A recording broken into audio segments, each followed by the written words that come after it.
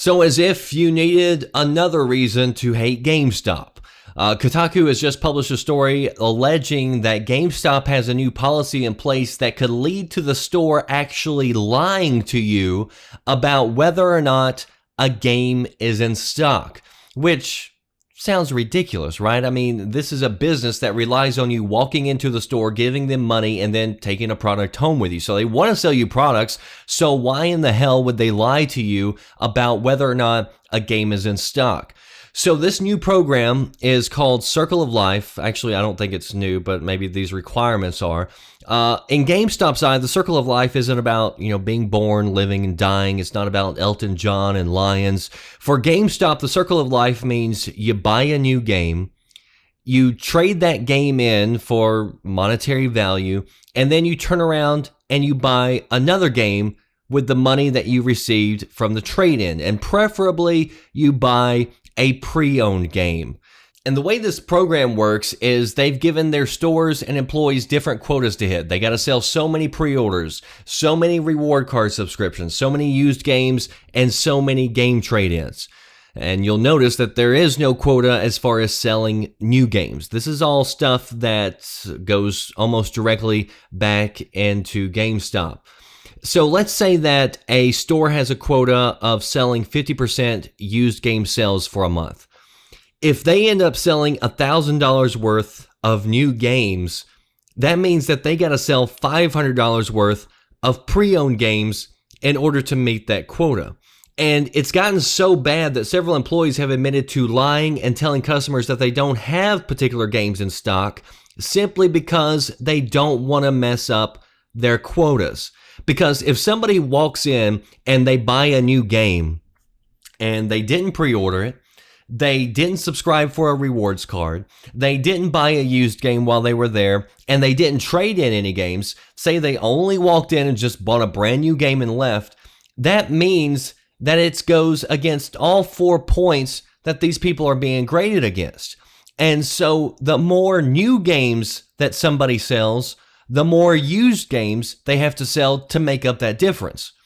And GameStop, according to this report, has even threatened to fire people over this policy if they don't start hitting their quotas.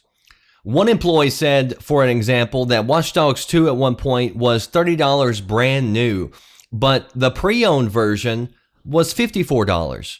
And would you rather sell the $30 copy of a game that's brand new that you get very little of the profit from, or would you rather sell the $54 copy of the game that you get pretty much everything from?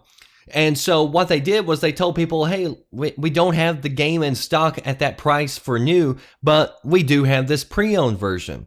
And they're also telling people that they don't have new games in stock and that they only had enough to go around for the pre-orders, which again is to get you to pre-order the games ahead of time because they want to say, hey, if you want to be sure you get a game, be sure to pre-order it.